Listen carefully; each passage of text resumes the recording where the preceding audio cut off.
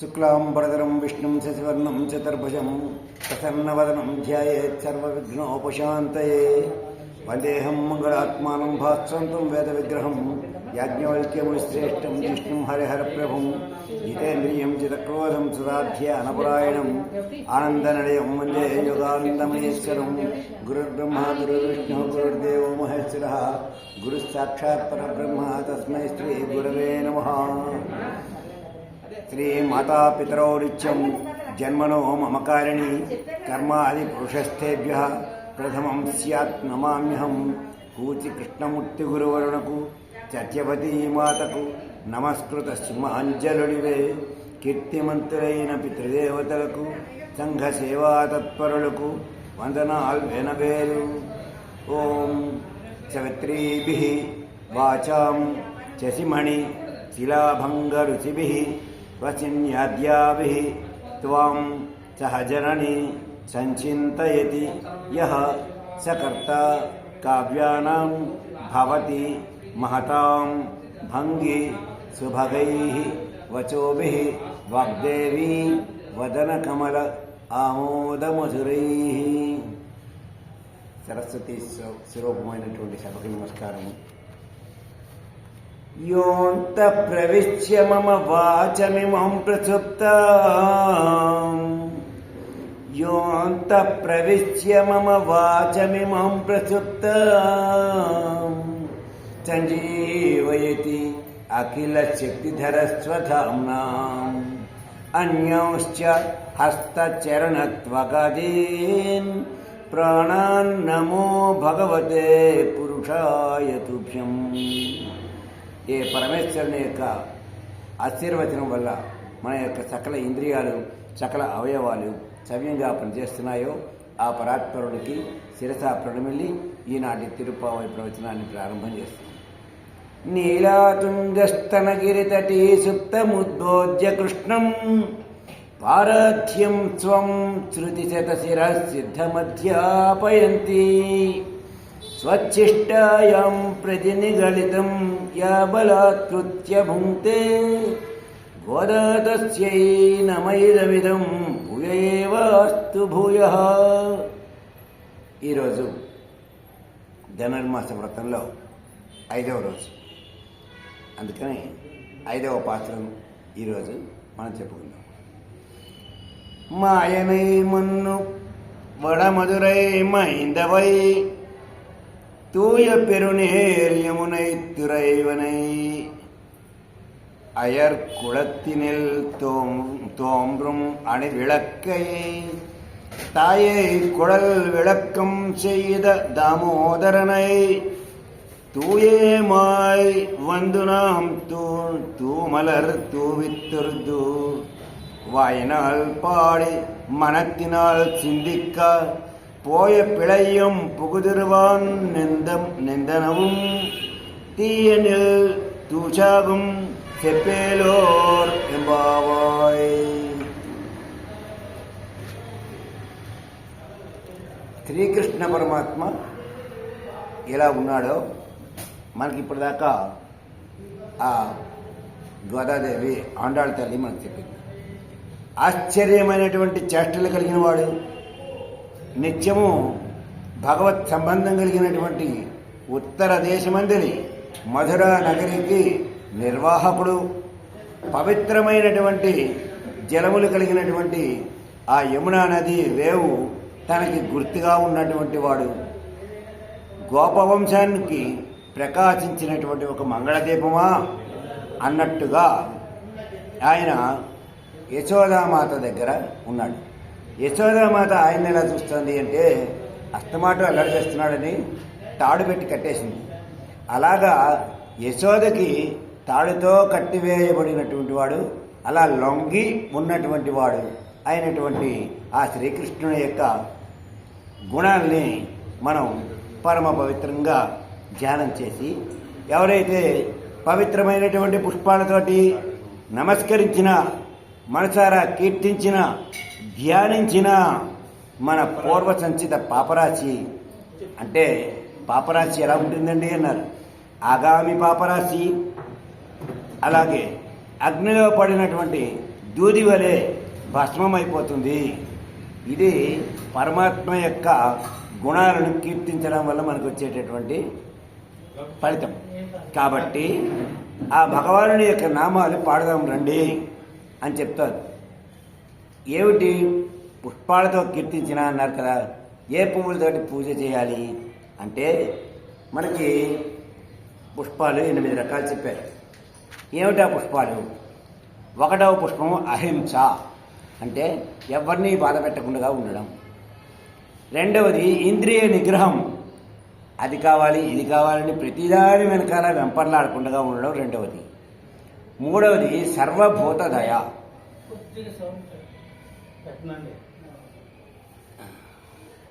ఈ వైరుకు పైన ఏదైతే ఉందో అది మొదటిది.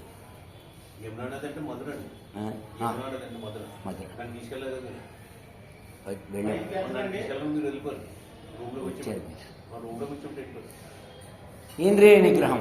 3వది సర్వభూత దయ, అందరూ బాగుండాలి అని మనం నిర్ణయించి ఎవరికి ఏ రకమైనటువంటి ఆపద కలిగినప్పటికీ కూడా వాళ్ళ యొక్క ఆపదని తగ్గించడానికి లేదా పరిష్కరించడానికి తగినటువంటి మార్గాన్ని చూపించడం సర్వభూత దయ అంటారు. ఇక క్షమ అంటే ఏమిటి? ఎవరైనా తప్పు చేసి ఉంటుంటే ఆ తప్పుని క్షమించడం క్షమాపుష్పం. ఇక జ్ఞానం అంటే ఏది చేయవచ్చు ఏది చేయకూడదు అని తెలిసి ఉండడమే జ్ఞానం. తపస్సు అంటే ఆ పరమేశ్వరుని ఎప్పుడు మనం చేరుకోగలుగుతాము, ఎలా చేరుకోగలుగుతాము అని నిరంతరము ఆ పరమాత్మని ధ్యానం చేయడమే తపస్సు. సత్యము, ఇది అందరికీ తెలిసినదే, నిజమైనటువంటి మాటలు మాట్లాడడం, అబద్ధములు ఆడకుండా ఉండడం. ఎప్పుడైతే అబద్ధం ఆడలేదో సత్యం అనేటటువంటిది మనం నిర్ణయించినట్టుగా లెక్క వస్తుంది, సత్యాన్ని పాటించినట్టు లెక్క వస్తుంది. ఇక లాస్ట్గా 8వ పుష్పం ఏమిటి అంటే ధ్యానము. ధ్యానం అంటే ఏమిటి? పరమేశ్వరుడు మన ఎదురుగుండగా ఉన్నా లేకపోయినా, అంటే మన ఎదురుగుండగా రోజు ఉంటాడా అంటే విగ్రహ రూపంలో పెట్టుకుంటున్నాం కాబట్టి మనం మా ఎదురుగుండగా పరమేశ్వరుడు లేడు ఉన్నాడు అని చెప్తున్నాం. అలా కాకుండా నిరాకారుడుగా కనుక ధ్యానం చేస్తే ఆయన ఎప్పుడు మన ఎదురుగుండగానే ఉంటాడు. అందుచేత ఈ 8 రకాలైనటువంటి పుష్పాలతోటి పూజ చేయాలి. అంతేగాని ఇక్కడ ఉన్నటువంటి గులాబీలు చామంతులు రకరకాలైనటువంటి పుష్పాలు ఏవైతే మనం పూజ చేస్తున్నామో అవి స్వామి ఏమంటున్నాడు, నేను ఇచ్చినవే నాకు ఇస్తున్నారు, మీరు కొత్తగా ఏమి ఇస్తున్నారు, ఈ పుష్పాల వల్ల మీరు తయారు చేస్తున్నారా? లేదు కదా అంటున్నాడు. ఇక్కడ మనం ఒక విషయాన్ని గమనించాలి. ఒక చెట్టుకి ఒకే రకం పువ్వులు డిజైన్ అంతా అలాగే ఉండి అదే రంగుతోటి పుష్పాలన్నీ పూస్తున్నాయి. అలాగే వాటి యొక్క ఆకులు, ఒక చెట్టు యొక్క ఆకులు అన్ని ఆకులు ఒకే డిజైన్లో ఉంది. ఎవరు కత్తిరిస్తున్నారా? లేదు, పరమేశ్వరుని యొక్క ఆజ్ఞకి లోబడి ప్రకృతి అలా మనకి అందిస్తోంది, అలా కనిపిస్తోంది.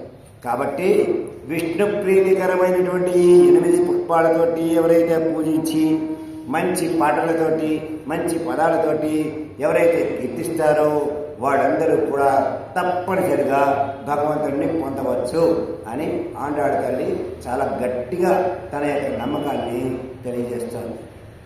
అయితే మనం చేసేటటువంటి కర్మలు వాటి యొక్క ఫలితాలు మోక్షం పొందడానికి ప్రతిబంధకాలు అంటే అడ్డుగోడలు అని చెప్పేసి చెప్తున్నారు. ఏ కర్మలు అడ్డుగోడలు అంటే మనం చేసేటటువంటి అకర్మలు అంటే చేయకూడనటువంటివి ఏవైతే ఉన్నాయో అవి మనం చేయడం వల్ల పరమేశ్వరుడిని పొందలేకపోతున్నాము.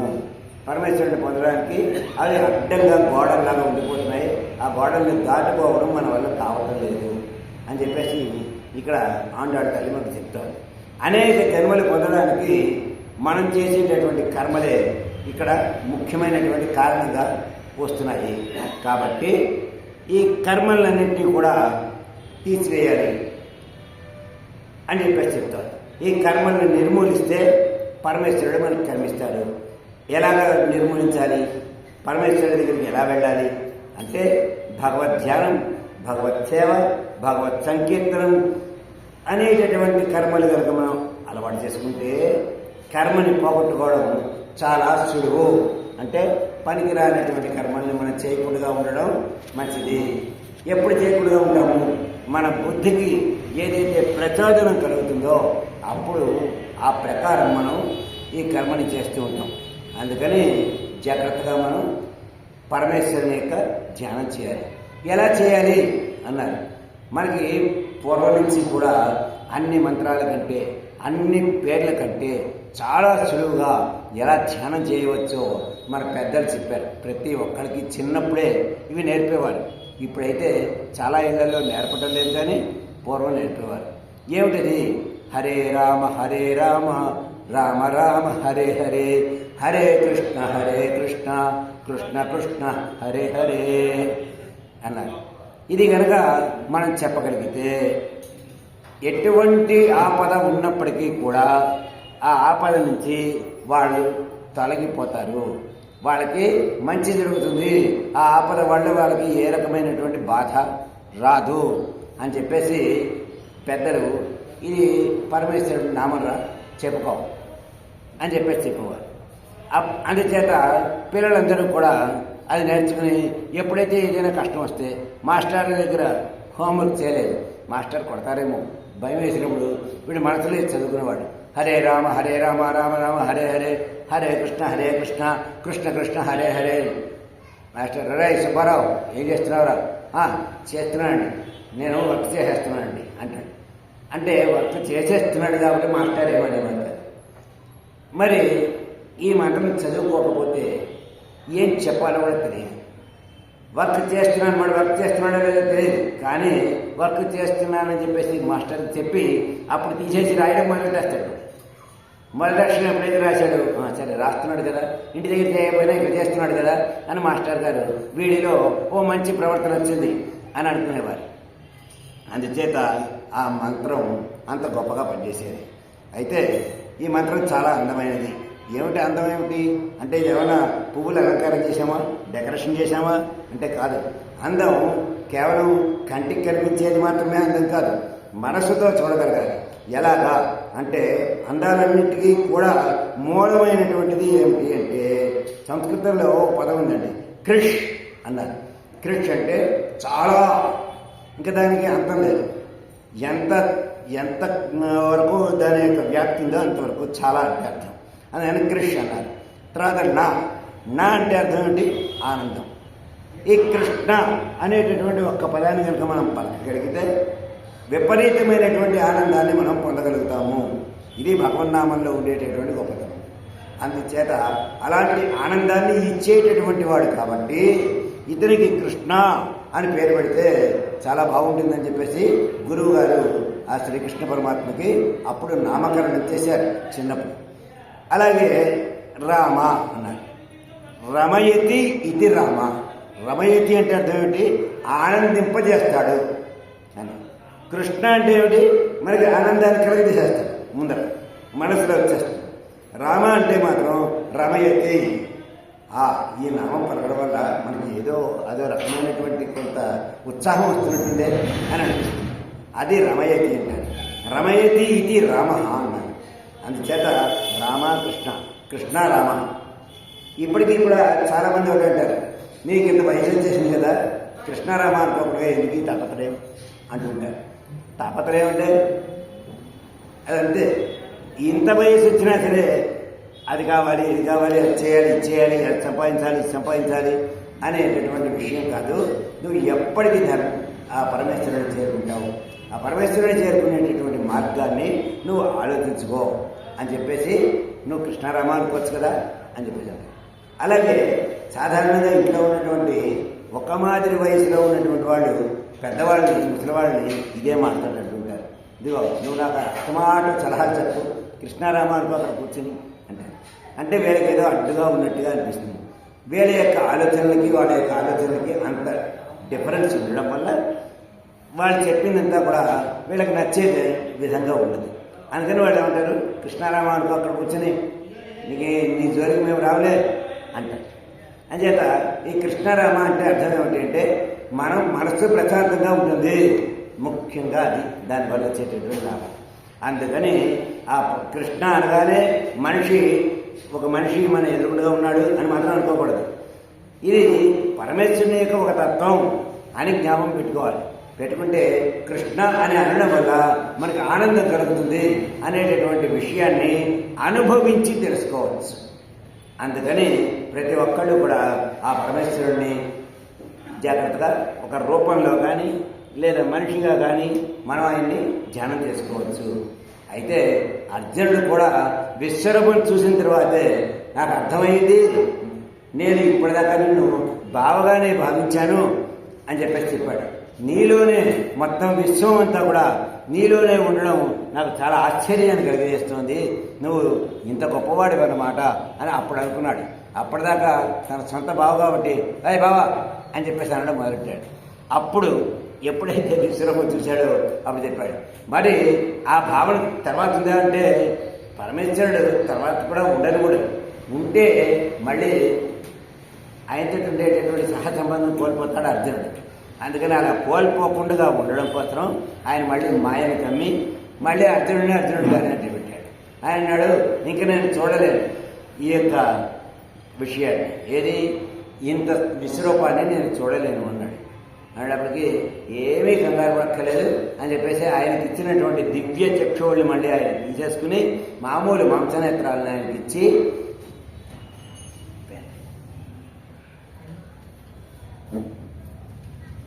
ఫస్ట్ నుంచి 2 పైన తెల్లగా ఉంటుంది. ఆయన ఇబ్బంది పడుతున్నారు అంచేత విశ్వరూపం చూసిన అర్జునుడికి మళ్ళీ ఆ చక్షువులు ఎప్పుడైతే తాను వెనక్కి తీసుకున్నాడో అప్పుడు మళ్ళీ బావా అనడం మొదలుపెట్టాడు అర్జునుడు. అయితే అంతటా వ్యాపించినటువంటి ఈ తత్వం మన కోసం మనం ఏర్పాటు చేసినటువంటి రూపాన్ని, మనం పెట్టినటువంటి పేరుని తనదిగా చేసుకుంటున్నాడు. అందుకని ఎదురుగుడుగా కనిపించేదాన్ని మనం నమ్మితే చాలు, నమ్మగలిగితే చాలు. ఇదే కృష్ణుడు, ఇదే తత్వం అని గుర్తించాలి. అప్పుడు మాత్రమే మనకి ఓయ్ అని పలుకుతాడు పరమేశ్వరుడు. ఎందుకు అంటే ఆయన ఉన్నాడు అని మనకు నమ్మకం ఉంటే ఆయన మనతో మాట్లాడతాడు. కాబట్టి మన యొక్క నమ్మకమే దీని యొక్క ముఖ్యమైనటువంటి లక్షణం అని చెప్పేసి చెప్తున్నారు. అంతేకాకుండా మనం కనుక ఆయన పరమేశ్వరుడు అనే సంగతి గుర్తు పెట్టుకోకపోతే మనం ఎక్కడికి వెళ్ళినా సరే వృధాయే. ఎందుకంటే పరమేశ్వరుడే ఇక్కడ ఉన్నాడు అని చెప్పేసి అనుకుంటేనే మనం మంచి పనులు చేయగలుగుతాం, మంచిగా ఉండగలుగుతాం, చెడ్డ పనులు మానేయగలుగుతాం. అందుచేత ఆయన్ని గుర్తించకపోతే మనం ఎక్కడికి వెళ్ళినా సరే వృధాయే. ఈ గుర్తింపు కలిగితే చాలు. కలిగితే అవుతుంది, మరి ఎక్కడుంటే అక్కడే పరమేశ్వరుడు ఉంటాడు, ఇంట్లో ఉన్నా సరే. అందుచేత నివృత్త రాగస్య గృహం తపోవనం అన్నారు. ఎవరికైతే రాగద్వేషాలు ఉండవో, ఎవరైతే వదిలిపెట్టేస్తారో అలాంటి వాళ్ళ యొక్క ఇల్లు ఒక తపోవనం లాంటిది. అందుచేత ప్రతి ఒక్కరూ కూడా లోపల ఉండేటటువంటి అహంకారాన్ని తగ్గించుకుంటే, బాహ్యంగా కనిపించేటటువంటి వస్తువుల యొక్క తత్వం తెలిస్తే అప్పుడు ఆయన గృహమే ఒక తపోవనం అవుతుంది, నీ జీవితమే ఒక తపస్సు అవుతుంది. అలాగే ఇంట్లో చూడడానికి వీలయ్యేటట్టుగా ఒక రూపాన్ని పెట్టుకుంటే ఆ రూపం నీ దృష్టిని ఆకర్షించేటట్టుగా ఉంటే నీకు భయం కలిగించినట్లుగా ఉండాలి. ఆ బొమ్మ చూసేటప్పటికల్లా, ఆ రూపం చూసేటప్పటికి ఆహా ఇక్కడ పరమాత్మను పెట్టుకున్నాను, ఈ పరమాత్మ నాకు మంచి చెడ్డ చూస్తున్నాడు అనేటటువంటి విధంగా ఉండాలి. ఇలాగా మనం తయారు చేసి దానికి ఒక రూపం ఇచ్చి విశ్వాసంతో ఒక పేరునిచ్చి ఆ పేరుతోటి పలకడం నేర్చుకోవడం మనం చేయవలసినటువంటి పని. ఆ విశ్వాసం చాలు. పూజకి నిబంధనలు అంటూ ఏమీ ఉండవు. అచంచలమైనటువంటి విశ్వాసం అంటే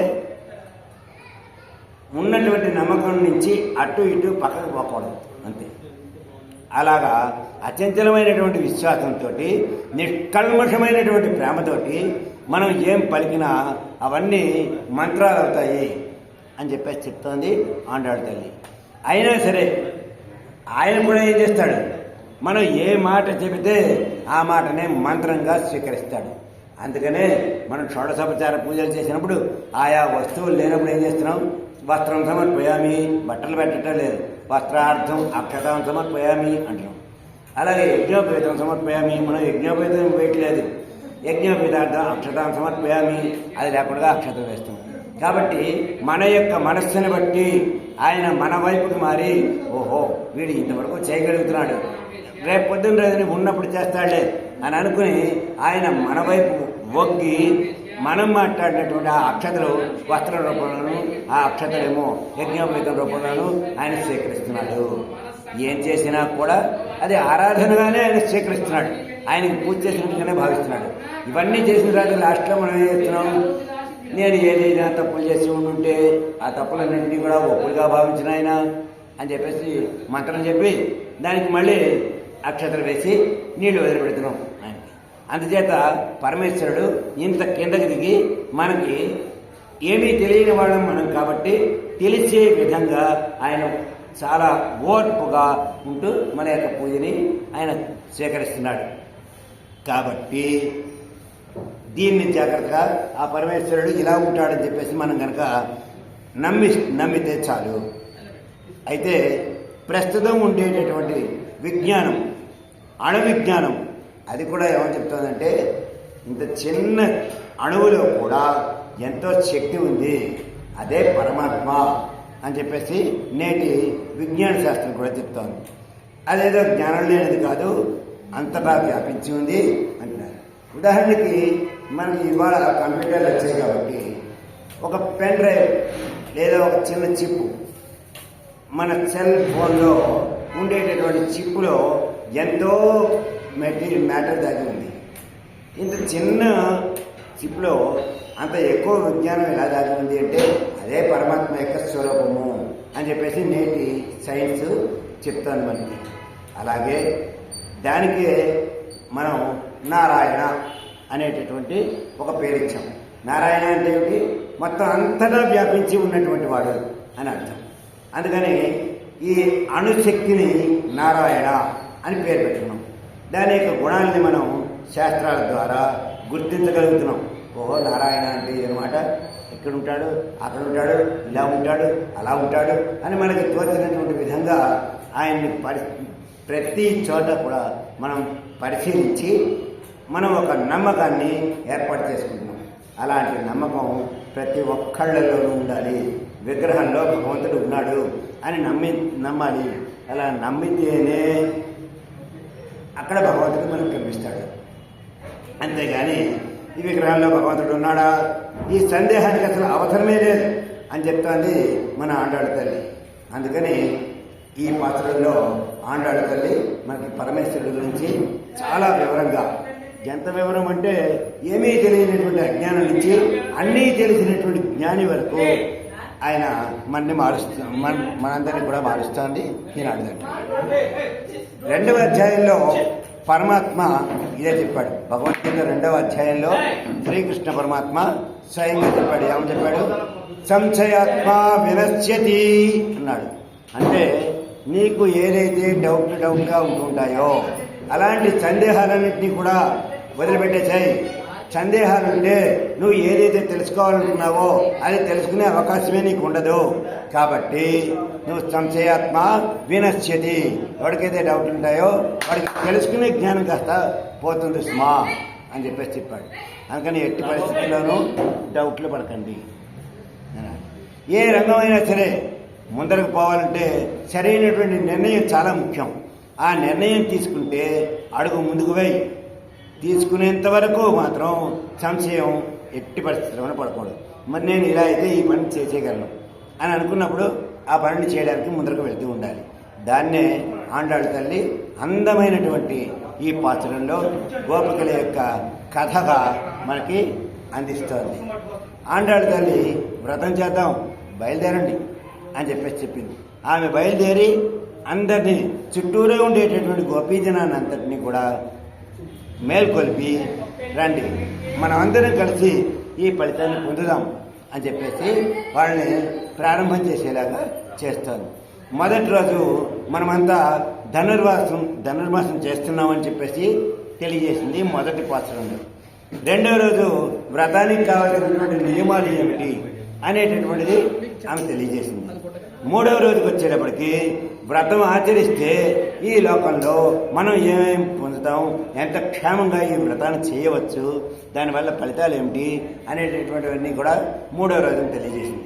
మరి నాలుగో రోజుని ఇలాంటి మంచి మనస్సుతో కనుక మనం ఈ వ్రతం చేస్తే దేవతలు కూడా మనకి సహకరిస్తారు అని చెప్పేసి చెప్పింది. అందుకనే నేను మేఘాలు కృష్ణుడు గురించి చెబుతూ ఆ కృష్ణుని కనుక తలుచుకున్నట్లయితే మిగిలిన పరివారం అంతా కూడా వస్తారు. అనేక లాభాయ కేశవ అని చెప్పేసి చెప్పింది. ఈ విధంగా ఆమె ఉన్న వాళ్ళందరినీ కూడా ధైర్యం చెబుతూ వివరాలు చెబుతూ ఎలా చేయాలో చెబుతూ వాళ్ళని కూడా తిప్పుకుంటారు. లోకల్లోని వారంతా కూడా మనకి తోడ్పడతారు కాబట్టి మనం ఈ వ్రతం చేద్దాము. ఇక అలా చెప్పిన తర్వాత కృష్ణుడి కోసం అని చెప్పేసి బయలుదేరారు అందరూ. అలా బయలుదేరుతూ ఉంటే కూడా ఉన్నటువంటి వాళ్ళకి సాధారణంగా మనుషులకే సందేహాలు వస్తాయి. ఎందుకు అంటే వీళ్ళకి దేహం ఉంది కాబట్టి, దేహం ఉన్నంత వరకు సందేహం తప్పదు. అయితే ఒక గోపిక లేచి అడుగుతారు, అమ్మా గోదాదేవి ఏమని అడుగుతుంది అంటే, ఈ లోకం మొత్తం క్షేమం కోసమే వ్రతం కదా, ఏమైనా ఆటంకాలు కనుక వస్తాయేమో అందుచేత సంశయం వ్యక్తం చేస్తోంది. ఈ గోపిక కాస్త పురాణాలు బాగా చదువుకుంది కాబట్టి పురాణాల పరంగా ఈమె తన యొక్క సందేహాన్ని వ్యక్తం చేసింది. ఎందుకు వస్తాయి అని అడిగింది గోదాదేవి. అంటే అప్పుడు ఆ గోపిక చెప్తోంది, రామాయణంలో రాముడికి పట్టాభిషేకం చేయడానికి ఒక ముహూర్తం పెట్టారు. ఇవాళ పట్టాభిషేకం చేస్తామని చెప్పేసి రాముడు గారు చెప్పాడు దశరథుడు. మర్నాడికి పట్టాభిషేకం కాస్త వనవాసంగా మారిపోయింది కదా, అందుచేత ఇలాగ మనకు కూడా వ్రతం చేద్దామంటే చేయలేని పరిస్థితి వస్తుందేమో. చూసారా, సందేహాన్ని పురాణంతో లింక్ పెట్టింది ఆమె చదువుకున్నటువంటి చదువు. అయితే అలా లింక్ పెట్టేటప్పటికి ఇలాంటి సంశయం ఆమెను అడిగేటప్పటికీ సమాధానం చెప్పాలి కదా. మరి అన్నాడు, సమాధానం చెప్పకుండానే ఇంకొక ఆవిడ లేచి చెప్తాను. ఇంకో గోపిక ఈవిడేమిటి కావ్యాల ద్వారా అడుగుతుంది. ఏమని అడుగుతుంది అంటే, అమ్మా గోదాదేవి, ఒక తుమ్మెద చాలా ఆశగా ఒక పద్మాన్ని చూసి వాసన తట్టుకోలేక గబగబా వచ్చి దాని మీద వాలి మకరందం కాస్త పీలుస్తారు. అలా పీలుస్తూ ఉండగా మత్తులోకి వెళ్ళిపోయింది, నిద్ర వచ్చేసింది, పడుతుంది. తామర పువ్వు కాస్త ముడిచిపోయింది. ఇది బాగా తేనె తాగి తాగి తాగి ఎలా వెళ్ళాలి, కళ్ళు తెరుచుకునేటప్పటికల్లా పద్మం ముడుచుకుపోయింది. బయటికి ఎలా వెళ్ళాలి అని చాలా బాధపడి, అయ్యో బయటికి వెళ్ళే మార్గం ముసిగిపోయింది, అయినా పర్వాలేదు పరమేశ్వరుడు ఉన్నాడు కదా, మళ్ళీ తెల్లారేటప్పటికల్లా విచ్చుకుంటుంది, నేను వెళ్ళిపోతాను అని అనుకుని అక్కడే భగవంతుడి యొక్క ధ్యానం చేసుకుంటూ అలాగే ఉంది. ఇప్పుడు తెల్లారుతుందా బాగుంది. తెల్లవారుతూ ఉండగా ఒక ఏనుగు మంచి సరస్సులో ఆడుకోవాలని చెప్పేసి అనుకుని వచ్చి అలా చూసేటప్పటికల్లా తామర పువ్వులు ఉన్నాయి, చాలా బాగున్నాయి. ఆ ఏనుగు సరస్సులో దిగి చక్కగా స్నానం చేస్తూ ఈ తామర పువ్వులు కాస్త తెప్పి గట్టి మీద విసిరేస్తే ఏమైంది, ఇప్పుడు అద్దం మీద బయటకు వచ్చేటటువంటి అవకాశం లేదు. నీళ్లలో ఉంటేనే అది తెరుచుకుంటుంది, ఇది బయటకు వస్తుంది. పాపం దాని యొక్క జీవితం అక్కడితోటి అలాగా నాశనం అయిపోయింది. మరి ఇలాగే మనకు కూడా ఆటంకాలు రావచ్చేమో అని అడుగుతుంది ఆమె. సరే, తాను చదువుకున్నటువంటి చదువుని దృష్టిలో పెట్టుకుని వాళ్ళు ఒక్కొక్కళ్ళు ఒక్కొక్క రకంగా అడుగుతున్నారు. సరే, సమాధానం చెప్దాం అనుకుంది. మళ్ళీ ఇంతలో పోయితే ఇంకొక ఆవిడ లేచింది, అమ్మా గోదాదేవి, నీ సందేహం ఏమిటి? మరి అన్నీ వినాలి కదా. ఎప్పుడైనా మనం చెప్పాలన్నప్పుడు ముందర అవతల వాళ్ళ సందేహం ఏమిటో పూర్తిగా వినాలి. విన్న తర్వాత మాత్రమే మనం సమాధానం చెప్పాలి. అలా కాకపోతే సరైనటువంటి సమాధానం చెప్పలేనటువంటి పరిస్థితి మనకు వస్తుంది. అందుకని ఆమె అంటుంది, ఇప్పుడు వేదాంతం అనేటటువంటి విషయంలోకి వెళ్తే మన యొక్క కర్మలన్నీ కూడా మనకి పోతాయి అని చెప్పేసి ఇప్పుడు మీరు అంటున్నారు. కానీ కర్మలు ఏమైనా సరే అనుభవించవలసిందే అని వేదాలు చెప్తున్నాయి కదా. అలాంటప్పుడు మనం ఈ కర్మ ఎలాగ అనుభవించాలో రాసేసి ఉంటుంది కదా మన నుదుటి మీద. అలాంటప్పుడు మనం ఈ వ్రతం ఎలా చేయగలుగుతాం? చేయలేకపోతాం కదా. అందుచేత నాకు ఈ కర్మల గురించి కొంచెం వివరంగా చెప్పు అని గోదాదేవిని ఇంకో గోపిక అడుగుతాం. ఈ విధంగా ఎవరికి తోచినటువంటి సంశయాలు వాళ్ళు అడిగారు. అడిగితే వీటన్నిటికీ కూడా ఆండాళ్ళని చక్కగా సమాధానం చెప్తారు. సమాధానాలు అతి ముఖ్యం ప్రశ్నల కంటే కూడా. ప్రశ్న ఏమడిగారు, సమాధానం ఏం చెప్పారు, అది తెలుసుకుంటే మనం ఎలాగ మంచి మార్గంలోకి వెళ్ళొచ్చో తెలుస్తుంది. అది ఈ పాత్రం యొక్క గొప్పతనం. అంచేత అప్పుడు ఆండాళ్ళ తల్లి ఏమని చెప్తుంది, మనం చేసేటటువంటి కర్మలు పుణ్యము పాపము అని రెండు ఫలితాలు వస్తాయి. పుణ్యకర్మలన్నింటినీ కూడా వాటి యొక్క ఫలితాలన్నింటినీ కూడా పరమేశ్వరుడు ఏం చేస్తాడంటే మంచిగా ఎవరైతే ఉంటున్నారో వాళ్ళందరికీ పంచిపెడతాడు. పాపకర్మల యొక్క ఫలితం ఏదైతే ఉందో అది చెడ్డవాళ్ళందరికీ పంచిపెడుతూ ఉంటాడు. కాబట్టి మనం చెడు ప్రవర్తనతో కనుక మనం ఉన్నట్లయితే ఎవడో చేసినటువంటి పాపకర్మ యొక్క ఫలితాన్ని కూడా మనం పుచ్చుకోవాల్సి వస్తుంది. ఎందుకు పంచిపెడతాడు? వాడు చేసినటువంటి పాపాన్ని నేను ఎందుకు పోయాలి అంటే వాడు ధనుర్మాస వ్రతం చేద్దామని చెప్పేసి ఒక మంచి ఉద్దేశం కలిగింది వాడు. కాబట్టి ఆ వ్రతం చేయాలంటే తగినటువంటి శక్తిని వాడికి ఇవ్వాలి. ఇవ్వాలంటే ఎక్కడి నుంచి ఇస్తాడు? వాడి దగ్గర ఉండేటటువంటి పాపకర్మ యొక్క ఫలితాన్ని కాస్త తీసేస్తేనే వాడికి బుద్ధి నిలబడుతుంది. అందుచేత పాపకర్మల యొక్క ఫలితాన్ని అందరికీ పంచిపెట్టేస్తాడు. పుణ్యకర్మల యొక్క ఫలితాన్ని మంచివాళ్ళకి పంచిపెడతాడు. మంచివాళ్ళు ఎవరో చెడ్డవాళ్ళు. మంచివాళ్ళు అంటే పరమేశ్వరుని ఎవరైతే ధ్యానం చేయాలనుకున్నారో, ఎవరైతే ఈ వ్రతం చేయాలనుకున్నారో వాళ్ళందరూ కూడా మంచివాళ్ళు. చెడ్డవాళ్ళు ఎవరు అంటే అక్కడ ఏదో వ్రతం చేస్తున్నారండి, పెద్ద గొప్పగా వాళ్ళు కళే చేస్తున్నట్టు అని అంటారు. సరే, కొంతమంది కిట్టని వాళ్ళు ఈ వ్రతం యొక్క విషయం వాళ్ళకి తెలుసును, కానీ వాళ్ళు చేయలేదు కాబట్టి వీళ్ళని ఎద్దేవా చేస్తారంతే. చేసేవాళ్ళని ఎద్దేవా చేసేవాళ్ళు చెడ్డవాళ్ళు. ఎట్టి పరిస్థితులను మనకి ఒక ఉదాహరణ కనుక తెలుసుకున్నట్లయితే బాగా అర్థమవుతుంది. ఒక రాజుగారు ఆ ఊరికి వచ్చినటువంటి వాళ్ళందరూ కూడా ఆకలితోటి వెళ్ళకూడదు అని అనుకుని ఎవరైనా సరే భోజనం దొరకకపోతే రాజుగారు భోజనం పెట్టేవారు. ఒక ధర్మసత్రం కట్టించారు. ఈ ధర్మసత్రంలో ప్రతి ఒక్కళ్ళు భోజనం చేయవచ్చు. ఆ ధర్మసత్రంలో వంట చేసేటటువంటి వాళ్ళు పెట్టారు. అద్భుతంగా వచ్చినటువంటి వాళ్ళకి ఆరోగ్యకరంగా వంటలు చేసి భోజనాలు పెడుతున్నారు రోజు. అందరూ రాజుగారు అన్నదాత చుట్టి బావ అని చెప్పేసి అని వెళ్తున్నారు. ఒక్కనొక రోజుని ఆ వంట చేస్తూ ఉండగా పైనుంచి ఒక గరుడ పక్షి ఒక పావుని తనుకుని వెళ్ళిపోతాం. అది నా బాధ భరించలేక విషం కట్టింది. ఆ విషం కాస్త కిందను కుడుకుతున్నటువంటి అన్నంలో పడింది. వీళ్ళకి తెలియదు బాబు. శుభ్రంగా కలిపారు, అన్నం పెట్టారు. ఆ రోజు అన్నం ఎవరైతే తిన్నారో వాళ్ళందరూ చనిపోయారు. ఆ రాజుగారంటే పడనటువంటి ఒక ఆమె, చచ్చిపోవాలనుకుంటున్నారా ఆ ధర్మసత్రానికి వెళ్ళి భోజనం చేయండి, చచ్చిపోతారు అని చెప్తారు. మరి ఇంతకాలం భోజనం చేసినటువంటి వాడి పరిస్థితి ఏమిటి? ఇది మాట్లాడట్లేదు ఆమె. ఇలాగ అనేటప్పటికీ అందరూ భయపడి ఇంకా ఎవరు కూడా భోజనాన్ని వెళ్ళడం మనిషి ఏమిటి అనుకుంటే ఫలానా రోజుని ఒక 5 వచ్చారండి, ఆ 5 చనిపోయారు. అందుకని చెప్పేసి అప్పటి నుంచి ఎవరు రావట్లేదు. చనిపోవడానికి కారణం ఏంటి? అన్నంలో ఏదో విష పదార్థం కలిసిందండి. మరి ఆ మాత్రం చూసుకోకూడదు, మాకు తెలియదండి, ఎలా కలిసిందో తెలియదు అన్నారు. సరే, మొత్తానికి ఈ వంటవాళ్ళు ఆ రాజు ఆమె ఒకే రోజుని మరణించారు. అలా మరణించిన తర్వాత యమధర్మరాజు దగ్గరికి వెళ్ళారు అందరూ.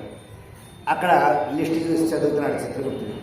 ఇదిగో ఇలా ఇలా జరిగిందండి, ఇక్కడ ఒక తప్పు జరిగింది, ఈ తప్పుని ఎవరి ఖాతాలో వేయాలి? రాజుగారు అన్నం పెట్టారు కాబట్టి రాజుగారి ఖాతాలో వేయాలా?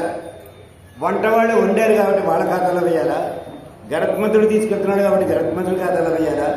కక్కింది పాము కాబట్టి పాము ఖాతాలో వేయాలా? తిన్నవాళ్ళు వాళ్ళు కాబట్టి వాళ్ళ ఖాతాలో వేయాలా? ఎవరి ఖాతాలో వేయాలి అని అడిగారు ఆ పాపాన్ని. యమధర్మరాజు ఒకసారి కళ్ళు మూసుకుని పరమేశ్వరుని ధ్యానం చేసి ఆయన చెప్పినాడు, ఇది వీళ్ళు ఎవ్వరూ కాదు. ఎవరైతే ఒక ఆవిడ చెప్పిందో చచ్చిపోవాలనుకుంటే అక్కడికి వెళ్ళండి అని చెప్పేసి చెప్పింది కదా, ఆవిడ కథలో వేయండి మొత్తం అంతా. ఆవిడకి దీనికి ఏమీ సంబంధం లేదు, కేవలం చెప్పిందండి. కానీ ఆవిడ కథలో వేయండి అంటే ఒక మంచి పనిని విమర్శిస్తే ఇదిగో ఇలా ఉంటుంది అని చెప్పడానికి ఈ కథ ఉంది. ఆ కథలో ఏం జరిగింది అనేది కాదు మనకు కావాల్సింది. ఎప్పుడైనా సరే ఎవరైనా ఒక మంచి పని చేస్తున్నప్పుడు చేయగలిగితే ప్రోత్సహించాలి, లేదా మనం దాన్ని ఆమోదించాలి.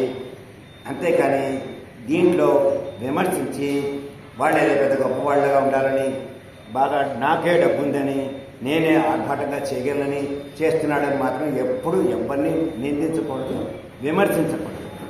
విమర్శిస్తే మంచిగా విమర్శించాలి, అంతేగాని చెడుగా విమర్శించకూడదు. దానివల్ల ఇంకొక వ్యక్తి యొక్క మనసులో ఆ పూజ చేసేటటువంటి వాళ్ళ యొక్క పరిస్థితిని కిందకి దిగదార్చకూడదు అని ఈ కథ మనకు చెప్తాం. కాబట్టి ఎప్పుడూ కూడా పాపకర్మలు ఎందుకని పంచిపెడతాడు ఆయన, ఎందుకంటే చేసేవాడికి శక్తి కావాలి. ఆ శక్తి కావాలి కాబట్టి వాడి యొక్క పాపాన్ని అంతటినీ కూడా అందరికీ పంచిపెట్టేస్తాడు. ఇలాంటి వాడికి పంచిపెడతాడు. ఈ కథలో ఉన్నటువంటి ఆమెకి ఎలా పంచిపెట్టారో అలాగే. అందుచేత ఉన్న పాపాల యొక్క ఫలితం పోయింది కాబట్టి శక్తి వచ్చేసింది. అయితే ఈ పాపాలు ఎలా ఉంటాయి, ఈ కర్మలు అనేవి ఎలా ఉంటాయి అంటే ఫస్ట్ ప్రారంధం. ప్రారంధం అంటే ఏమిటి? ఇప్పుడు మనం అనుభవిస్తూ ఉండేటటువంటి పరిస్థితి అన్నమాట. అది మంచి అవ్వచ్చు, చెడవచ్చు. మనం చేసుకునేటటువంటి కర్మల్ని బట్టి ఇవాళ మనకి చాలా మంచి భోజనం ఇంట్లో వండుకోగలిగాం, తిన్నాం. అమ్మయ్య, ఇవాళ వండినటువంటి భోజనం నేను నా జీవితంలో ఇప్పుడు దాకా వండలేదని వండినవాడనుకుంది. తిన్నవాళ్ళు ఇంత రుచికరమైనటువంటి పదార్థం మేము తినలేదని వాళ్ళు అనుకున్నారు, అందరూ మనసులోనే అనుకున్నారు. ఇది మంచి కర్మలు చేయడం వల్ల ఆవిడ మంచిగా ఉండింది, మనం మంచిగా తిన్నాం. పాపకర్మ చేసుకుంటే ఆ రోజు భోజనం వండారు కానీ ఎక్కడికో వెళ్ళి ఎవరింట్లోనో భోజనం చేయాలి అన్నట్టు మీరు వస్తారని తెలియదు కదా, కొంచెం ఉంది పర్వాలేదు రండి, ఆ కొంచెం వండాను, ఒక ముద్ద తిన్నాం, అసలు ఆకలి తీరిందో లేదో మనకు తెలియదు. అలాంటి పరిస్థితుల్లో ఇంటికి వచ్చేస్తాం. కానీ ఇంటి దగ్గర కూడా మళ్ళీ భోజనం ఉండదు. ఇంకా వెళ్ళిపోయారు కదా, ఇది భోజనం చేయలేమో అని చెప్పేసి అనుకుని ఉన్న అన్నం అంతా పంచిపెట్టేసింది. ఇప్పుడు ఇంటి దగ్గర భోజనం లేదు, అక్కడ ఒక ముద్ద తినొచ్చాం అంటే మనం పాపం పనులు చేసినందువల్ల ఆ రోజు భోజనం మనకు లేదు. అందుచేత పాపకర్మ ప్రారంధము అనేది ఇలా ఉంటుంది. ఇక సంచితం. సంచితం అంటే ఏమిటి అంటే ఎప్పుడో చేసినటువంటి పాప కర్మ మనకి కొంత అనుభవిస్తాం, కొన్ని జీవితాల్లో కొన్ని జన్మల్లో అనుభవిస్తాం. అది చాలకపోతే మళ్ళీ ఈ జన్మలో అది సంచిలో వేసుకుని తెచ్చుకుంటాం. అలా తెచ్చుకుని పుట్టిన దగ్గర నుంచి అవి అనుభవిస్తూ ఉంటాం. ఇక ఆగామి అంటే ఈ జన్మలో మనం చేస్తున్నటువంటి మంచి పనులు చెడ్డ పనులు వచ్చే జన్మకి పనిచేస్తాయి. అంటే ఇప్పటిదాకా మనం కిందటి జన్మల్లో చేసినటువంటివి ఏవైతే ఉన్నాయో అవన్నీ అనుభవించేస్తే కొత్తగా మనం ఇప్పుడు చేస్తున్నటువంటివి వచ్చే జన్మకు ఉపయోగపడతాయి. అది ఆగామి అంటారు. అంచేత సంచితము, ప్రారంధము, ఆగామి అని మూడు రకాలుగా ఉంటాయి మన యొక్క పాపకర్మలైన పుణ్యకర్మలైన. కర్మలు మూడు రకములు అని చెప్పి. కాబట్టి ఇందులో సంచితం ఏదైతే ఉందో దాన్ని ఆ పరమేశ్వరుని యొక్క ధ్యానం ద్వారా మాపు చేసుకోవచ్చు. స్వామి, నేను తెలిసో తెలియకో చాలా తప్పులు చేశాను, ఇకపైన ఈ జీవితంలో నేను అలాంటి తప్పులు చెయ్యను అని మనం ఒక్కసారి పరమేశ్వరుడు ముందర చెప్పుకుని ఆ తప్పు చేయకుండా ఉన్నంతసేపు పరమేశ్వరుడు ఆ కర్మల వల్ల మనం చెడు ఫలితాలు పొందకుండా ఆయనే చూసుకుంటాడు. ఇది సంచితాన్ని మనం పోగొట్టుకునేటటువంటి మార్గం. మరి ప్రారంధం కూడా అంతే. ప్రారంధం ఇప్పుడు అనుభవించేస్తున్నాం కదా, స్వామి ఏమిటి నాయన ఇంత కష్టం పెట్టేశావు, ఈ కష్టాన్ని తట్టుకునే శక్తిని నాయన అని చెప్పేసి ఆ పరమేశ్వరుని కోరుకుంటే ప్రారంధాన్ని మనం చాలా సంతోషంగా స్వీకరించగలుగుతాం. ఇక ఆగామి మన చేతిలోనే ఉంది, మంచి చేసుకుంటే చాలు అంతే. ఇవాళ ఆగామి వచ్చే జన్మకి సంచితం ఉంటుంది. అందుకని కర్మలు ఇలా మూడు రకాలుగా ఉంటాయి. ఈ మూడు రకాలను మొదటి రెండు మనం పరమేశ్వరుడి ద్వారా పోగొట్టుకోగలము, మూడవది మనం జాగ్రత్తగా దాన్ని దాచుకోగలము అని చెప్పేసి ఇది ఆండాళ్ళని చెప్పి. అందుకని మీరు చేసుకున్నటువంటి కర్మలు పోతాయా అని కదా మొట్టమొదటిగా పోతాయి. దేనివల్ల పోతాయి? పరమేశ్వరుని యొక్క ధ్యానం వల్ల పోతాయి. ఆయన్ని చక్కగా కీర్తించడం వల్ల ఆ కర్మల యొక్క ఫలితాన్ని వదిలిపెట్టేసేయవచ్చును అని చెప్పేసి చెప్పింది. ఇలా చెప్పిన తర్వాత వాళ్ళకి చాలా ధైర్యం వచ్చి ఇంతటి వివరం ఉందా కర్మల్లోనూ అని వాళ్ళు తెలుసుకుని ఆండాళ్ళ తోటి వ్రతం చేయడానికి వాళ్ళు సిద్ధపడ్డారు. అలా సిద్ధపడిన తర్వాత భగవంతుడు ఆండాళ్ళతో ఇంకోటి చెప్తారు, ఏదో నేను చేస్తున్నాను, నలుగురు చూడడం కోసం చాలా ఆర్భాటంగా చేస్తున్నాను అనేటటువంటి భావన మాత్రం ఎట్టి పరిస్థితుల్లోనూ మనసులో ఉండకూడదు. చేసేవాడికి నేను ఇంతే చేయగలుగుతున్నాను అని చెప్పేసి అనుకుని సిగ్గుపడాలండి. అంత చేయలేకపోయాను, ఇంతే చేస్తున్నాను. ఇందాక చెప్పుకున్నాం, వస్త్రం సమర్పయామి అన్నప్పుడు వస్త్రార్థం అక్షతాం సమర్పయామి అన్నాం. అంటే వస్త్రాలు పెట్టలేకపోయాని అని సిగ్గుపడాలండి. ప్రతిరోజు అలా సిగ్గుపడుతూ చేయమన్నారు. పరమేశ్వరుడికి ఎలా చేయాలో అలా చేయలేకపోతున్నాము అని సిగ్గుపడమన్నారు. అందుకని సిగ్గుపడుతూ ఎవరైతే చేస్తారో వాళ్ళది నిలిచి ఉంటుంది. ఏది ఈ పుణ్యకర్మలోకి మనకి మారుతుంది అని చెప్పేసి చెప్పారు. అందుకని ప్రతి ఒక్కళ్ళు కూడా జాగ్రత్తగా పరమేశ్వరుడు అనేవాడు ఒకడు ఉన్నాడు, ఆయన మనం చూస్తున్నాడు అని అనుకుంటే మనం తప్పు చేసేటటువంటి అవకాశమే ఉండదు. అలా కాకపోతే అది విగ్రహం, అది ఫోటో అనుకున్నాం అనుకోండి, ఫోటో ఇంకేం లేదు. చాలామంది అంటుంటారు, ఏమంటే నేను కాశీ నుంచి శివలింగం తెచ్చుకున్నానండి, దానికే అభిషేకం చేస్తున్నాను. ఇది చెప్పవలసిన అవసరం ఎవరికైనా ఉందా? కాశీ నుంచి తెచ్చుకుంటే ఏమిటి, ఈ పక్కన పెద్దాపురం నుంచి తెచ్చుకుంటే ఏమిటి, ఎక్కడైనా తెచ్చుకున్నా శివలింగం శివలింగమే. అది శివలింగం, ఇది శివుడు ఉన్నాడు అని అనుకుంటేనే అది శివలింగం అవుతుంది, కానీ లేకపోతే రాయి. దాంతో కుంకుడికాయలు కూడా కొట్టుకోవచ్చు రాయిగా భావిస్తే. అందుచేత రాయిగా భావించకుండా మనం ప్రతి దాంట్లోనూ కూడా పరమాత్మని భావిస్తాం కాబట్టి ఇదే సనాతన ధర్మం. అందుచేత ప్రతి దాంట్లోనూ మనం పరమేశ్వరుని భావించి ఆ పరమేశ్వరుని ధ్యానం చేస్తాం కాబట్టి మనకి ఏ రకమైనటువంటి ఆపద వచ్చినప్పటికీ కూడా తట్టుకునేటటువంటి శక్తిని ఆ పరమేశ్వరుడే మనకి ఇస్తున్నాడు అన్న విషయాన్ని మనం తెలుసుకోవాలి.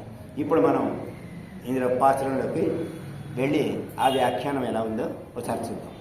మాయనై మన్ను మడమధురై మైందనై, చిత్ర విచిత్రమైనటువంటి ఆశ్చర్యకరమైనటువంటి కళ్యాణ గుణములు కలిగినటువంటి శక్తి విశేషాలు కలిగినటువంటి ఓ శ్రీకృష్ణ అన్నారు. ఆ శ్రీకృష్ణుడు ఇంకా ఎలాంటి వాడు అంటే మధుర నగరానికి ఆయనే రాజు. కృష్ణుడు అనగానే మధుర నగరం కనిపిస్తుంది, మధుర నగరం అనగానే కృష్ణుడు మనకు తెలుస్తాడు. ఈ రెండు అవినాభావ సంబంధాలు మన మనస్సులో ముఖ్యంగా ఎవరికైతే నమ్మకం ఉంటుందో వాళ్ళకి మాత్రమే దేవుడు ఉన్నాడని నమ్మకం, లేకపోతే తోయ పెరునేర్యము నైతురై వనై అన్నారు. మరి ఆయన బాల్యం ఎలా పెరిగింది అంటే, పుట్టడమేమో దేవకీదేవి దగ్గర పుట్టాడు, కంసుల దగ్గర. పుట్టిన తర్వాత వెంటనే యశోదాదేవి దగ్గరికి వచ్చేసాడు. వస్తే మధ్యదారిలో ఏముందంటే యమునా నది ఉంది. ఆ యమునా నది ఎవరు అంటే సూర్యునికి కుమార్తె, యమధర్మరాజుకి చెల్లెలు. అయితే అంతటి సూర్యుడి యొక్క కుమార్తెకి ఈ కృష్ణుడికి సంబంధం ఏమిటి అని చెప్పేసి మనం అనుకుంటే, కొంచెం లోతుగా ఆలోచిస్తే సంబంధం ఏంటో మనకు తెలిసిపోతుంది. పరమేశ్వరుడు యొక్క కళ్ళు ఏమనుకున్నాం మనం, సూర్యచంద్రుడు అనుకున్నాం. అంటే ఆటోమేటిక్గా ఆ సూర్యుడు పరమేశ్వరుడు ఉన్నాడు. అందుకని ఈ యమునాదేవి ఆ పరమేశ్వరుడే పెడుతున్నాడు కాబట్టి దారిచ్చింది ఎక్కడికి, గోకులానికి వెళ్ళడానికి. ఇది యమునా నది దారి ఇవ్వడానికి గల కారణం. అయితే ఆ విధంగా కృష్ణుడికి దారిచ్చింది. మరి ఆ కృష్ణుడు యమునా నది ఒడ్డునే తిరుగుతూ అక్కడ ఉండేటటువంటి కాళీయుడిని మర్దించి ఆ నీటిని కలుషితం కాకుండా జాగ్రత్తగా కాపాడాడు. నీరు కలుషితమైపోవడం వల్ల అందరికీ అనేక రకాలైనటువంటి ఇబ్బందులు ఉన్నాయి. అదే ఆ కాళీయుడిని మర్దించడం వల్ల, అక్కడి నుంచి ఆ కాళీయుడిని తరిమివేసేయడం వల్ల మొత్తం అందరూ కూడా ఆ యమునా నది నీటిని వాడుకునేటటువంటి అవకాశం కలగజేశాడు ఆయన. అంచేత యమునా నదికి కృష్ణుడికి అవినాభావ సంబంధం, అంటే వేరు చేయలేనటువంటి సంబంధం. ఆయర్ కులత్తినెల్ తోన్రం అణివి మిడక్కై.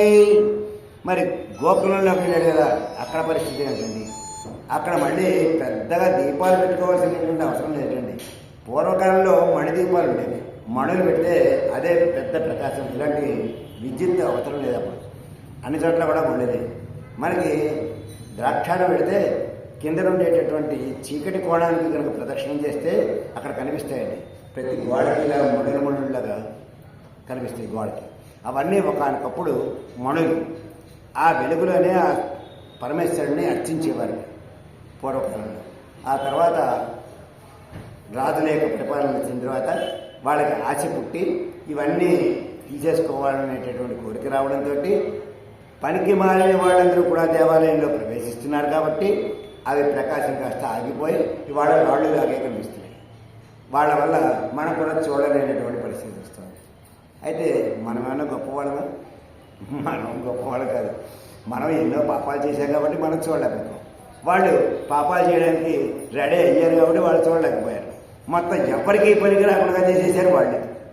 అందుచేత మనం ఆ పాపాల నుంచి పుణ్యం వైపు ప్రయాణం చేస్తూ మళ్ళీ వాటిని అది మణికాంతిలో ఆ పరమేశ్వరుని చూడడానికి ఎప్పటికైనా సరే మనం చేయగలం.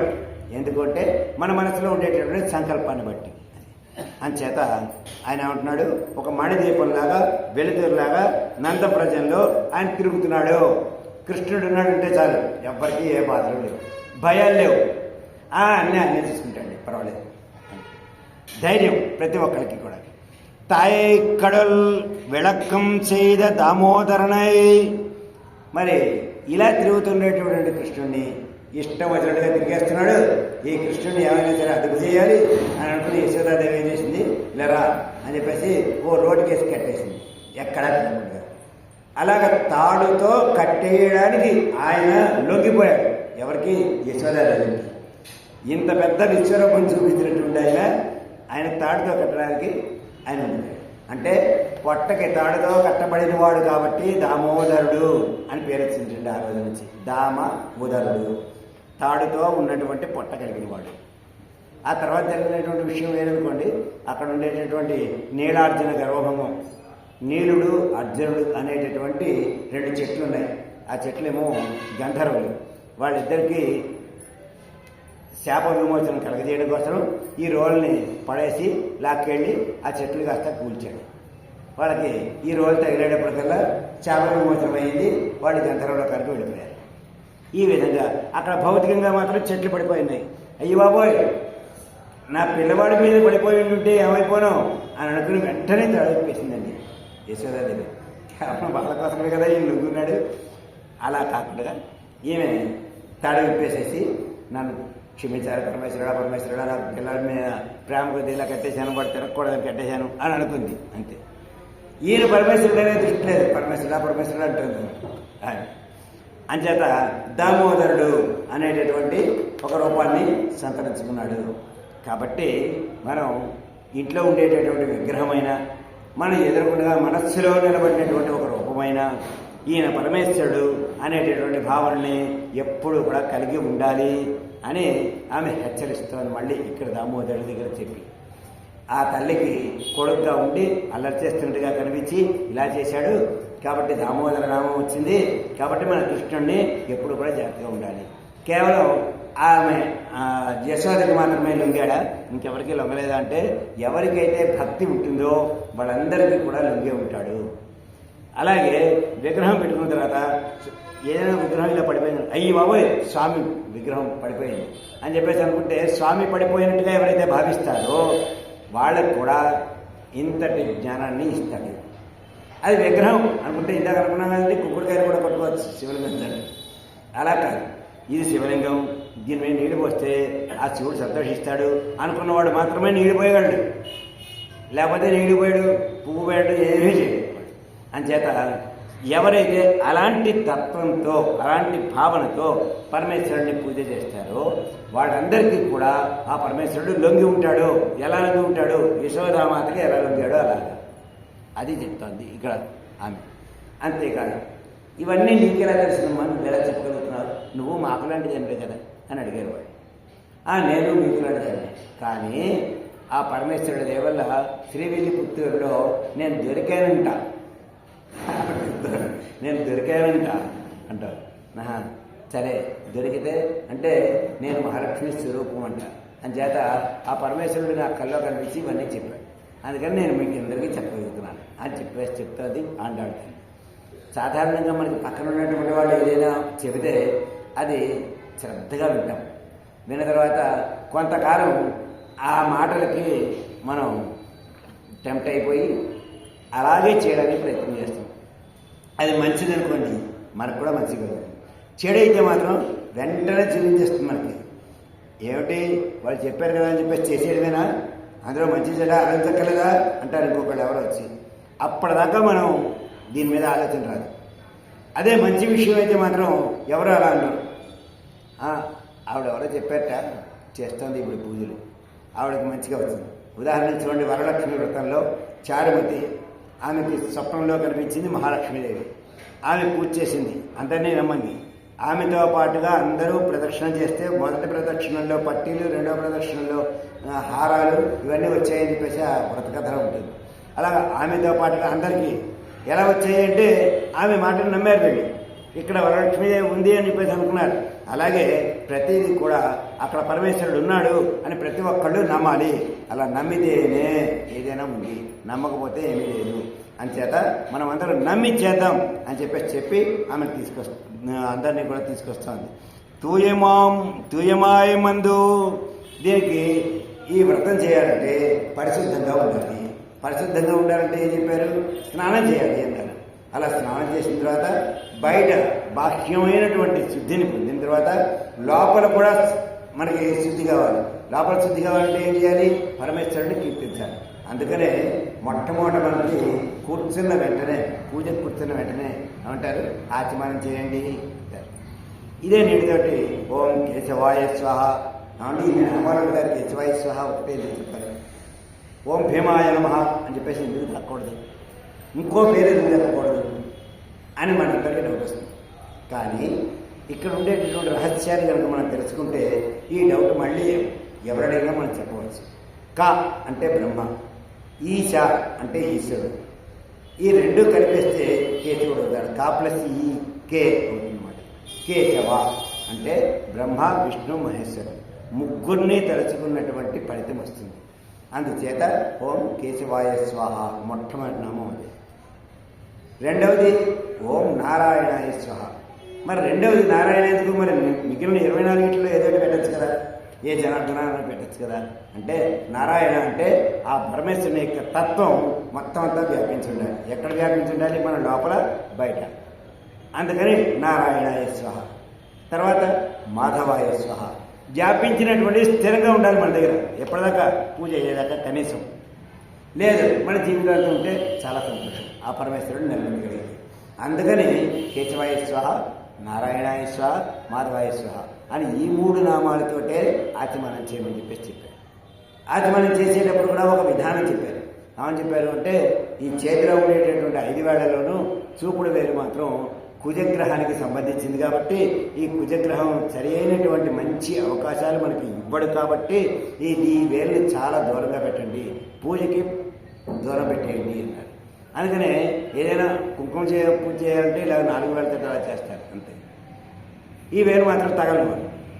అలాగే ఆచమనం చేసేటప్పుడు కూడా మొట్టమొదట అరచేతికి ఈ బొటన్ వేలుని తగ్గించమన్నారు. ఆ పైన చూపుడు వేలు పెట్టుకున్నారు. మిగిలిన 3 వేళ్ళు పక్కనే ఉంటాయి. అప్పుడు ఇలా తిప్పితే గోకర్ణము అంటారు. ఈ ముద్ర అంటే ఆవు యొక్క చెవి ఇలా ఉంటుంది.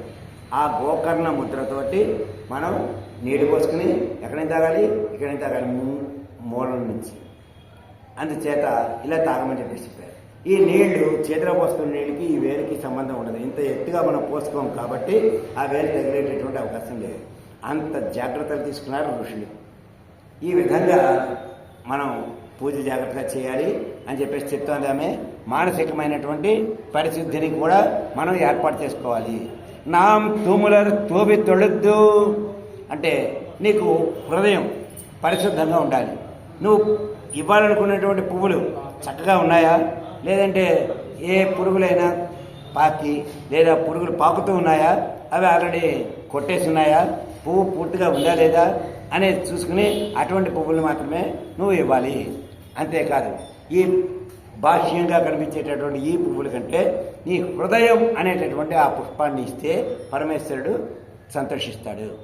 ఈ పువ్వులన్నీ చామంతి పూలు, గులాబీ పూలు ఇవన్నీ కూడా నేను ఇచ్చినవే నాకు ఇస్తున్నావు, నువ్వు కొత్తగా ఎక్కడి నుంచి ఇస్తున్నావు అని పరమేశ్వరుడు అంటున్నాడు. కాబట్టి మన దగ్గర ఉన్నది మన సొంతం ఏమిటి? హృదయం. ఇవాళ పూజ చేయాలన్నా మానేయాలన్నా మన ఇష్టం. ఈ హృదయంలో ఏదైతే నిర్ణయం ఉంటుందో ఆ నిర్ణయం ప్రకారమే మనం పెడతాం. అందుకని ఆ హృదయం అనేటటువంటి పుష్పాన్ని మాత్రం నాకు ఇయ్యి అంట. మనం అదొక్కటి మానేసి మిగిలినవన్నీ చేస్తాం. ఇంకా మనకి ఎలా వస్తుంది? అందుకనే మనకి బాధలు అస్తమాటు కలగడానికి కారణం దాన్ని మళ్ళీ పరిష్కరించుకోవాలనేటటువంటి ఆ చక్రంలో మనం తిరుగుతూ కూర్చున్నాం. అంచేత పరిశుద్ధమైనటువంటి నీ హృదయం అనేటటువంటి పుష్పాన్ని ఒక్కటి ఇస్తే చాలు. సరే, నా హృదయాన్ని ఇచ్చేసానండి, పుష్పం వేసేసాము. అప్పుడు ఏం చేయాలి? 2 చేతులు జోడించి నమస్కారం చేయమన్నారు. ఇలా 2 చేతులు జోడించి నమస్కారం చేస్తే దీన్ని అంజలి ముద్ర అంటారు. అలా నమస్కారం చేస్తే పరమేశ్వరుడికి చాలా ఇష్టమైనటువంటిది. అంతేకాదు, ఈ 10 వేళ్ళు కనుక ఇలా ఒకదానికొకటి కలిస్తే మన యొక్క బుద్ధి సక్రమంగా పనిచేస్తుంది. అందుచేత సక్రమమైనటువంటి బుద్ధి మనకి కావాలి. కాబట్టి 2 చేతులు జోడించండి అని ఋషులు మనకి ఏర్పాటు చేశారు. దీని వెనకాల ఇంత అంతరార్థం ఉంది. అందుకని ఆమె ఏం చెప్తుంది? మనం అందరం కూడా చేతులు జోడించి నమస్కారం చేద్దాము. అలాగే వాయినాల్ పాడి నోరుంది, నోరేం చేయాలి? భగవన్ నామాన్ని కీర్తన చేయాలి. ఇందాక చెప్పుకున్నాం, హరే రామ రామ రామ హరే హరే, హరే కృష్ణ కృష్ణ కృష్ణ హరే హరే. ఇది చెప్పగలిగితే ఏ ఇబ్బందులు కూడా మన దగ్గరికి రావు అని చెప్పేసి మొట్టమొదటి చెప్పింది ఆండాళ్ళకి. అందుకని నోరు ఉంది కాబట్టి ఆయన యొక్క నామాన్ని పాడదాము. మనత్తినాల్ చిదిక్క, మనస్సుంది. ఈ మనస్సుంది కాబట్టి మనం ఏం చేయాలి? పరమేశ్వరుని ధ్యానం చేయాలి. ఎన్ని రూపాలుగా పరమేశ్వరుడు ఉన్నా సరే మనకి ఏదో ఒక రూపం మీద దృష్టి పడుతుంది. ఆ రూపంతో మనం ధ్యానం చేయాలి. ఆ రూపం మీదే మన యొక్క మనస్సు లగ్నం అయి ఉండాలి. శేఖర కోటేశ్వరరావు గారు పురాణం చెప్పేటప్పుడు చూస్తుంటారు కదా, లలిత సహస్రం చెప్తుంటే ఎక్కడో ఒకచోట ఆగిపోతుంటారు. అలా ఆగిపోయారంటే అర్థం ఏంటంటే వాళ్ళ యొక్క మనస్సు అక్కడ రంజింపబడుతోంది. అమ్మ మీద వాళ్ళ మనస్సు అలాగా అతుక్కుపోయింది. అందుకని తర్వాత ఇంక మళ్ళీ వాళ్ళు చెప్పలేకపోతుంటారు అని చెప్పేసి చెప్తుంటారు. అలాగా మన యొక్క మనస్సు అంతా కూడా పరమేశ్వరుడి దగ్గర మనం పెట్టగలగాలి అని చెప్తాను. పోయే పిళయ్యం, గతంలో చేసినటువంటి పాపకర్మల యొక్క ఫలితాలని ఆశించకుండా, అంటే వాటి గురించి గుర్తు చేసుకోకుండా నేను ఇప్పుడు మంచి పనులు చేస్తాను, ఇది మన చేతిలో ఉంది కదా, మరి ఈ మంచి పనులు చేయడం వల్ల నాకు భవిష్యత్తులో మంచి వస్తుంది అని ఆలోచిస్తూనే నువ్వు పూజ చెయ్యి. అలాగే నీ యొక్క కార్యకలాపాలు పూర్తి చేసుకో అని చెప్తాను. పొగుదురవాన్ రిందనవున్, ఇక రాబోయేటటువంటి దాంట్లో మనకు ఏవైనా వస్తాయేమో ఈ సందేహాలు మాత్రం పెట్టుకోవద్దు. ఎందుకు అంటే పరమేశ్వరుడే, మనం ఎవరినైతే పూజ చేస్తున్నామో ఆ పరమేశ్వరుడే భగవద్గీతలో చెప్పాడు, సంశయాత్మ వినశ్యతి. ఎవరికైతే డౌట్లు ఉంటాయో వాడు నాశనం అయిపోతాడు, డౌట్లు పెట్టుకోకూడదు అని చెప్పేసి చెప్పాడు. డౌట్లు పెట్టుకోకూడదు అంటే మరి డౌట్ వస్తే ఏం చేయాలండి? అసలు రాకుండానే చూసుకోవాలి. పరమేశ్వర నువ్వే దిక్కు అంటే చాలు, ఆ సందేహాన్ని కాస్త ఆయన నివృత్తి చేస్తాడు అని చెప్తాను. రెండ్రవం తీయని తుషకం, వాటి వల్ల ఏదైనా మనకి అంటే మనకి తెలిసి తెలియక, తెలిసంటే మనం ఎలాగ చేయం, తెలియకుండా మనం ఏదైనా తప్పు చేస్తే ఆ తప్పు యొక్క దుష్ఫలితం మనకి అంటకుండా ఆ పరమేశ్వరుడే చూసుకుంటాడు. అందుకని పరమేశ్వరుడి మీద గట్టి నమ్మకాన్ని మాత్రం పెట్టుకోవాలి అని చెప్తాను. సేపు అంటే ఆయన నామాలని మనం చాలా గట్టిగా మనం ఒక్కడమే కాకుండా 10 మందికి వినపడేలా కనుక పైకి చెప్పగలిగితే వినడం వల్ల కూడా వాళ్ళు తరిస్తారు. అందుచేత నీ వల్ల 10 మంది తరించేటటువంటి పరిస్థితి ఉంటుంది. కాబట్టి ఆ దామోదర అనేటటువంటి ఆ నామాన్ని కాస్త గట్టిగా చెప్పడానికి ప్రయత్నం చేయి అని చెప్పేసి ఆమె ఈ నామాలు జాగ్రత్తగా చెప్పుకోవడానికి మనకి సూచన ఇచ్చింది. పూజ మనసులోనే కాకుండా పైకి కూడా చేయవచ్చు అని దీనివల్ల మనకి తెలుస్తుంది. అయితే ఇవన్నీ కూడా ఇంత చెప్పిన తర్వాత ఆమె ఒక విషయం చెప్తాను. అన్నిటికీ ఆ పరమేశ్వరుడే మూలం. ఆయన దగ్గర నుంచే మంచి అయినా చెడైనా వస్తుంది. అందుచేత ఒక మంచి నువ్వు అనుభవిస్తున్నా, ఒక చెడు నువ్వు అనుభవిస్తున్నా ఆ పరమేశ్వరుడి దగ్గర నుంచే వస్తుంది. కాబట్టి జాగ్రత్తగా ఆ పరమేశ్వరుని ధ్యానం చేయండి. మరి ఇదే విషయాన్ని, ఈ పాసురంలో ఉన్నటువంటి విషయాన్ని వేదాలు చెప్తున్నాయి. ఏమని చెప్తున్నాయి? ఓం పూర్ణమిదం పూర్ణమద పూర్ణాత్ పూర్ణముదచ్యతే పూర్ణస్య పూర్ణమాదాయ పూర్ణమేవావశిష్యతే అని ఒక మంత్రం ఉంది. ఈ మంత్రం శుక్ల యజుర్వేదంలో శాంతి మంత్రము అంటారు. శాంతి మంత్రంగా దీన్ని ఉపయోగిస్తారు. ఈ మంత్రంలో చాలా విచిత్రం. అన్ని పూర్ణ పూర్ణ పూర్ణాన్ని ఇచ్చాయి. ఏమిటి ఆ పూర్ణం అనేటటువంటి తెలుసుకుంటే ఈ పాత్ర నీకు పూర్తిగా అర్థమైనట్టే అని చెప్తోంది ఆడవాళ్ళని. ఏమంటుంది? పూర్ణం అనగానే ముందర మనకి ఓ పెద్ద విశ్వం కనిపిస్తుంది. ఓ సున్నా. సున్నా అంటే ఏమిటి? విశ్వం. విశ్వం అంతా కూడా గుండ్రంగా ఉన్నట్టుగా భావించాం. ఈ విశ్వంలో సరే విశ్వం కనిపించింది ఏమిటి అన్నాడు. పూర్ణం ఇదం, ఇదంతా కూడా విశ్వము. పూర్ణమదహ అంటే ఈ విశ్వంతో కప్పబడి ఉంది. మనం ఎక్కడున్నాం? భూమి మీద ఉన్నాం. భూమి ఏం చేస్తుంది? గిరగిరా తిరుగుతుంది. కానీ మనం తిరుగుతున్నట్టుగా ఉందా? మనకి లేదు. ఇదే మనకు తెలియనటువంటి ఒక తత్వం. మనం జాగ్రత్తగా ఉండాలి. కాబట్టి నిజంగా కనుక తిరుగుతుంటే ఏమవుతుంది? మనం కాసేపటికి ఇలా తిరిగితే కింద పడిపోవాలి. మనం అలా పడట్లేదు. అది పూర్ణమద పూర్ణాత్ పూర్ణముదచ్యతే. ఆ విశ్వం నుంచి ఏదైనా ఒకటి మనం తీసుకుంటే అది కూడా పూర్ణమే. అంచేత పూర్ణం నుంచి మేము పూర్ణాన్ని తీసుకుంటున్నాము. పూర్ణస్య పూర్ణమాదాయ. మనం తీసుకున్నాం కదా అని అక్కడ తగ్గిపోతుంది. అక్కడ మళ్ళీ అలాగే ఉంటుంది, అక్షయ పాత్రలాగా.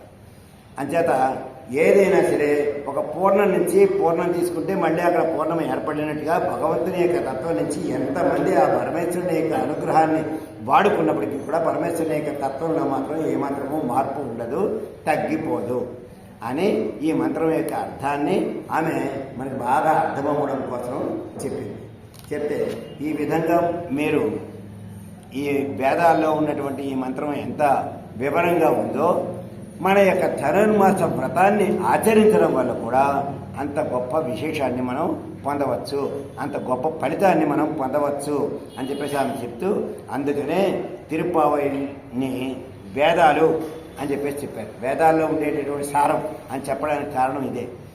ఇక్కడ మనకి చెప్పకుండానే ఆమె అనేక రకాలుగా పరమేశ్వరుడిని వదిలిపెట్టకుండా ఉండాలని ఎన్ని రకాలుగానో భావించి మనకు చెప్పింది. కాబట్టి ఏదో ఒక చోట అవును మనం కూడా కాసేపు కృష్ణారామ అంటే తప్పే ఉంది అని అనిపించింది అనుకోండి, మనం అంటాం. ఆ కృష్ణారామ అని ఒకసారి అన్నా 10 సార్లు అన్నా దాని యొక్క ఫలితాన్ని మనం పొందుతాం. ఇదే గోదాదేవి మనకు అందించినటువంటి భగవతత్వం. ఈ తిరుపతిలో 5వ ఉపాసనలో మనం పొందగలిగినటువంటి జ్ఞానాన్ని ఆచరణలో పెట్టగలిగినంత వరకు పెడదాము. మళ్ళీ రేపటి రోజున 6వ ఉపాసనం యొక్క విషయాలు తెలుసుకుందాం. స్వస్తి ప్రజాభ్య పరిపాలయంతాం న్యాయేన మార్గేణ మహిం మహిషాః గోబ్రాహ్మణేభ్యః శుభమస్తు నిత్యం లోకాః సమస్తాః సుఖినో భవంతు.